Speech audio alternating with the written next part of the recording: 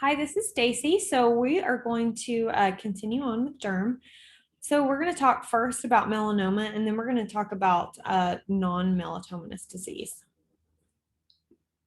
For boards, I would say melanoma and some of the non-melanoma uh, tumors are going to be the most important. So listen up. So first we have freckles, which would not be high yields for boards. They have no increased number of melanocytes. They're benign. It's a risk in sun-exposed skin, people with red hair or fair skin. So it's basically hyperpigmented basal keratinocytes. Vitiligo, we've talked about before. It's that autoimmune destruction of melanocytes. Remember, that's different than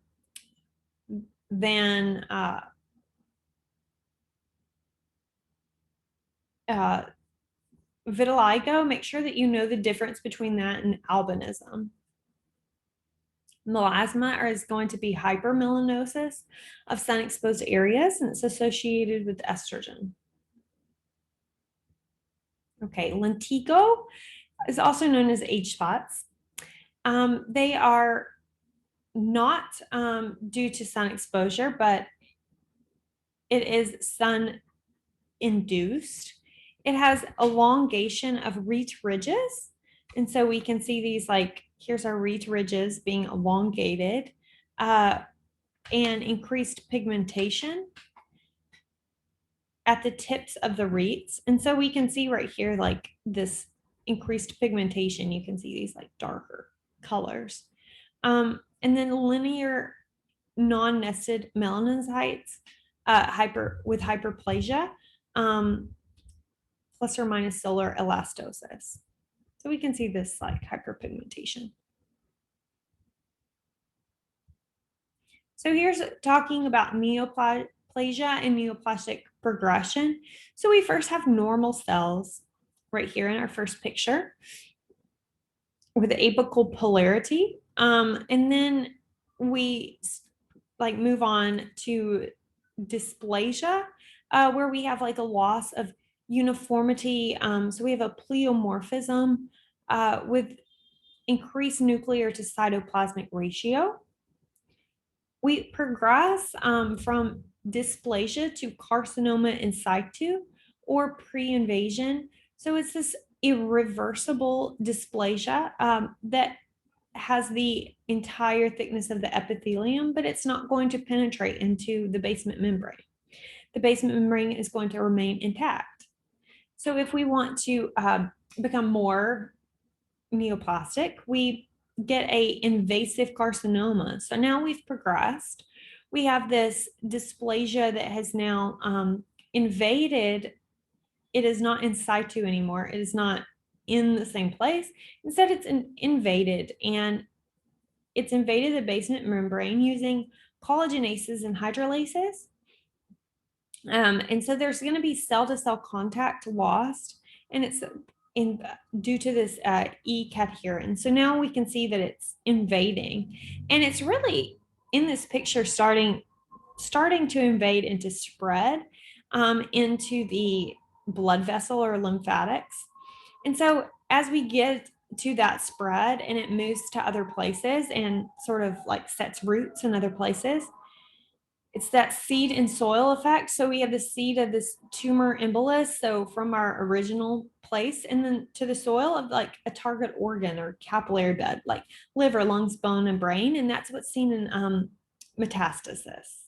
So this kind of like shows you and helps you understand. And I wanted to go over it just because it's really easy to say all of these words and get confused, but knowing like, okay, carcinoma in situ is not as bad as invasive carcinoma because it's not invading the membrane, the basement membrane. That really helps you kind of remember and like know which one's worse than the other kind of thing. Okay, so let's go.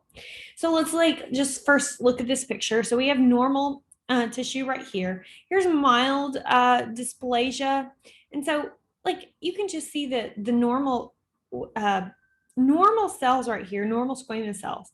And right here, we can see that it's starting to change. We have mild dysplastic cells. Moderate dysplasia, it's starting to go through all of it, but look, our basement membrane looks okay. And now like severe dysplasia, it's going all the way to the bottom, but it's not crossing. And so we're not becoming invasive, but it does go through every single layer. Okay, so melanocytic nevus is the first thing that we're going to talk about. It's benign. It's associated with RAS-BRAF mutations.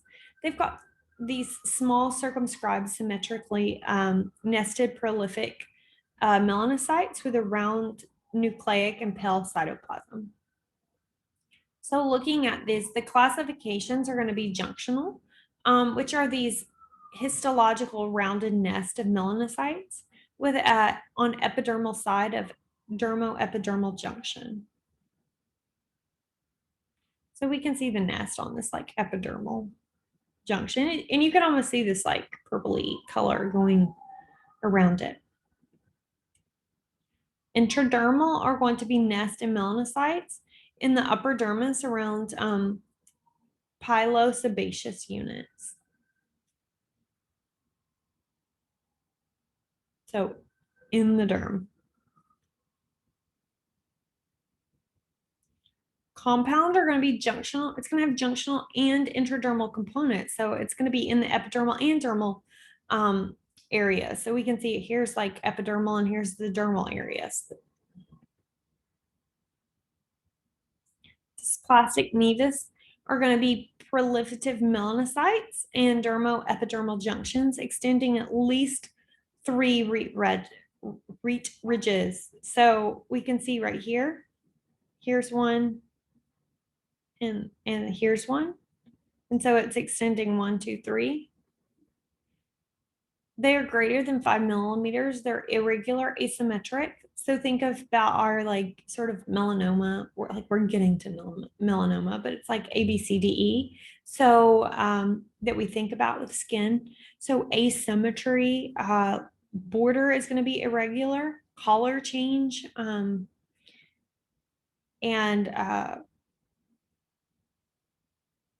so you can think about that with this dysplastic nevus. Okay, so let's talk about melanoma. It's got a BRAF mutation. That's what I would really know for this. It's associated with UV light exposure. But there's also inherited effects. So there's going to be spontaneous, sporadic mutations, and then there's also going to be genetic form. So I would know genetic form is associated with BRAF mutation. They are atypical melanocytes with abundant eosinophilic and finely granular cytoplasm. Know that they're S100 positive, HMB45, melanin A marked 1 ternidase, and negative VE cytokeratins. It's a lot to remember. I know. And like all of these, when there's a syndrome, I'm going to just step back for a second. When there is a syndrome associated, like make sure that you know that syndrome and everything that goes with it, because it's just testing to see if you can like basically memorize all of this stuff. But if you can associate the different syndromes apart, like you almost don't even need the picture just because you know the syndrome, because you know, okay, this has like trichinomas. It's got the epidermal cyst. It has a GI malignancy. Okay, that's Mutor. So if you can like associate all of the things that, or remember all of the associations, then it'll help you on the exam. Just like these stains will help you. So melanoma appearance, here's our ABCDE. Asymmetry, irregular border, color variation, diameter greater than 6 millimeters, and they evolve over time. They can be located anywhere. So you can see it's located in like mucous membranes, the eye, or anywhere on the skin, as well as on an organ. So there's going to be different types of spreading that we'll talk about. The one question that you may get asked, like during your clinical rotations, um, or maybe on boards, is that what is the worst indicator of prognosis for melanoma? So you have your ABCDE, but prognosis wise, it would be depth of invasion. Here's a nail. Hutchinson nail sign is that periungual extension of brown-black pigmentation from the really from the cuticle, and it's that it stripes the length of the nail bed. And so basically, it's a subungual melanoma. It's under your nail. The scariest melanoma I think of is a melanocytic melanoma. And why is it scary? Because it's not dark. It's not what we think about. It's reddish and it's elevated plaque, but there's no pigment network. And that's what's scary about that melanoma, because it doesn't look like a melanoma. So if you see something and you're not sure about, it might be good to biopsy it just in case it's like this a melanocytic melanoma. And maybe it's not going away with something else. Or you think, oh, well, this is basal cell. It may not be basal cell. Invasive melanoma, it is beyond in situ. It has that dermal invasion but no maturation. Okay, so we've got subtypes. We have single melanocytes along the basal and upper levels that form nest and have this pagatoid spread with irregular acanthosis. So what's important for boards is that they'll show you a picture like this, and they want you to know what skin disease this is. And so between the three, you're going to have really like basal cell. You'll have like seborrheic keratosis or actinic keratosis or melanoma is what they really want you to like know the difference between.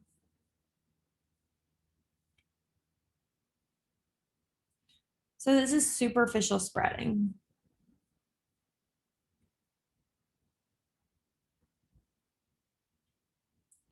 Histologically, there are nest or single cells marked by solar elastosis and multinucleated melanoma cells that form like starburst, and but pagatoid extension is uncommon. So we can see these little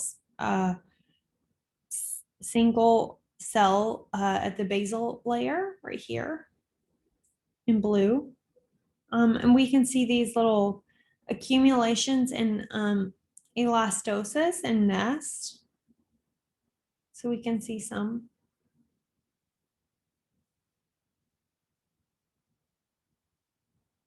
Located here.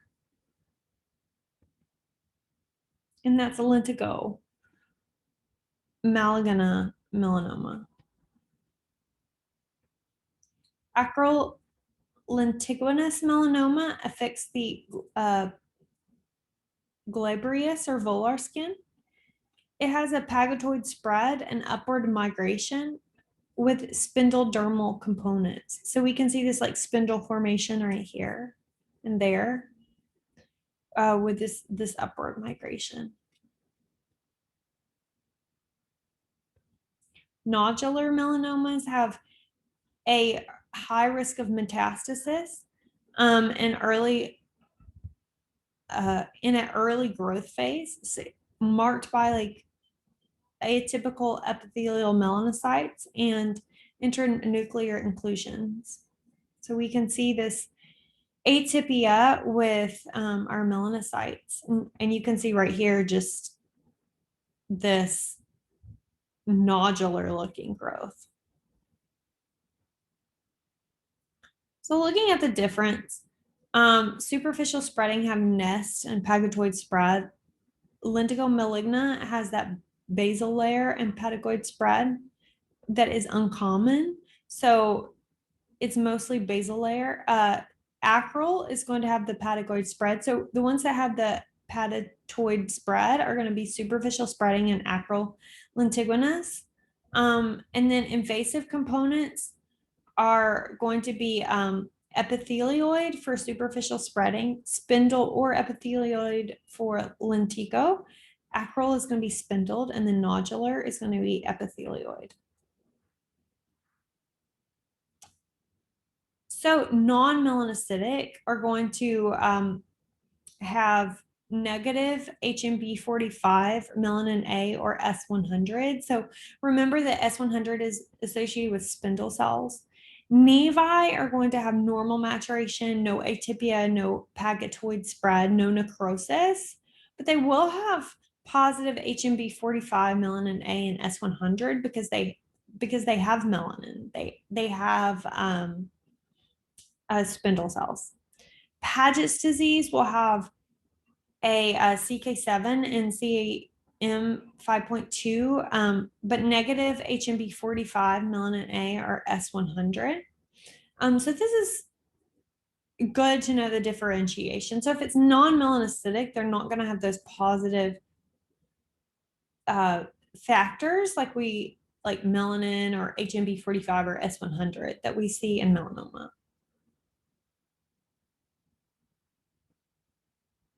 Okay, let's talk about non-melanoma. So first is going to be basal cell carcinoma. It's the most common skin cancer. You may see it even on the upper lip. And it's due to UV radiation, arsenic, albinism, ETOH, nevoid BCC syndrome. Really, most common is going to be UV damage due to that P53 and patch gene head college pathway signaling. Hedgehog proteins, there's going to be a mutation at SHH to BCC, medulloblastoma, glioma, rhabdosarcoma, pancreatic and small cell lung cancer that's associated with that SSH mutation. Usually mets are uncommon, but locally they can be destructive. Histologically, basal cell has basaloid cells with that's peripheral palisading or peritumoral clefting. Symptomatically, we have telangiectasias, which are not common in other different skin diseases. So we can see these little vessels. It's waxy looking, pearly pink, erythematous patch or plaque, sometimes with rolled borders. But they can have ulcers or erosion as well, but not. If it's non-healing, it could be that. So pearly, waxy. Histologically, they're going to be palisading and peritumoral clefting. This one I thought was easier to see. We've got these like big clefts and nest for BCC. Multifocal superficial is how it looks right here. And we can see again these clefts. Ankulated narrow tumor nest infiltrate desmoplastic stroma. And so we have these cords that show up of basaloid cells. And this is infiltrative. So knowing this, basal cell have palisading nuclei. They're scaly, rolled borders. Most common skin cancer. Squamous cell carcinoma is due to UV light. UVB is the most carcinogenic of the UV types. DNA damage and it has P53 mutation.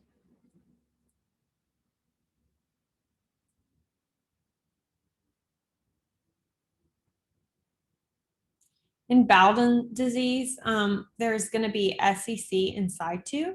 It's going to be full thickness keratinocyte atypia, And they'll have mitotic figures, as we can see in the histology slides, but there's not going to be invasion. So you'll see rough scaly patches.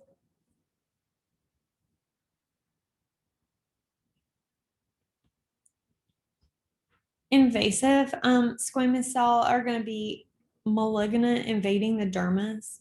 They're going to have these keratin pearls, as we can see right here. Here's our keratin pearls.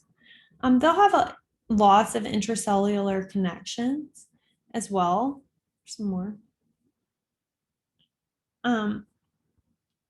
You can get white plaque ulcers, and mets are uncommon. But if they do occur, they go to the lung. So normal skin, then histology, AKs are going to have like enlarged atypical keratinocytes. Squamous cell is going to have enlarged atypia involving the dermis. Metastatic is going to have like keratinocytes in the dermis, lymph, or other organs. So again, here's squamous cell. It can be on the lower lip. And here's our keratin pearls. Actinic solar or senile keratosis has a basal layer atypia and disorderly maturation. So we have hyperkeratosis, parakeratosis, and dermal elastosis. So here's our hyperkeratosis, parakeratosis, and dermal elastosis. Scaly rough, it can have these cutaneous horns as well. How do we know what it is, the biopsy? Okay, this is really scary. So Merkel cell carcinoma is super fast growing. It's a neuroendocrine tumor, so it's going to have a positive CD56, chromogranin, synaptophysin, CK20, and an EMA positive. It's painless, rapidly enlarging, and malignant. So this happened in like a year. Scary. And we can see the histology here associated with a Meckel cell. Poorly differentiated, eosinophilic.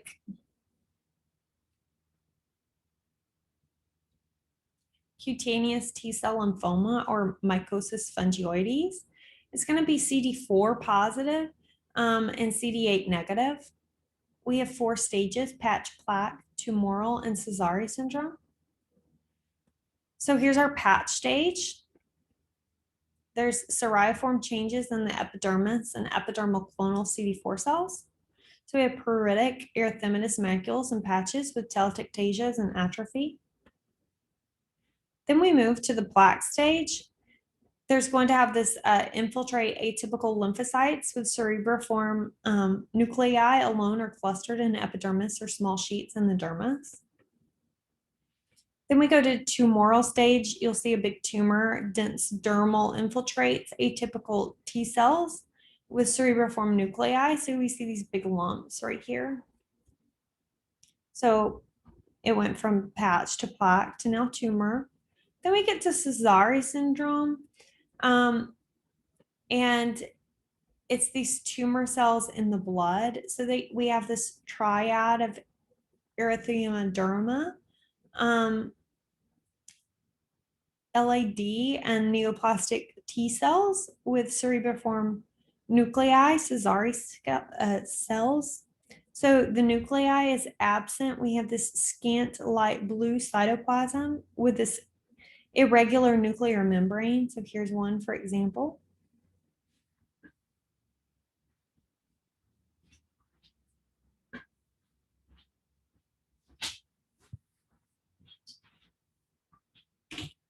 So we can see it right here in the histology slides.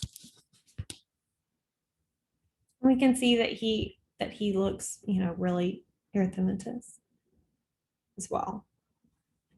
Sézary syndrome with mycosis fungoides. So know that it is a cutaneous T-cell lymphoma, atypical CD4 cells. Okay, so we're going to end here, and then my last video will be on OMM.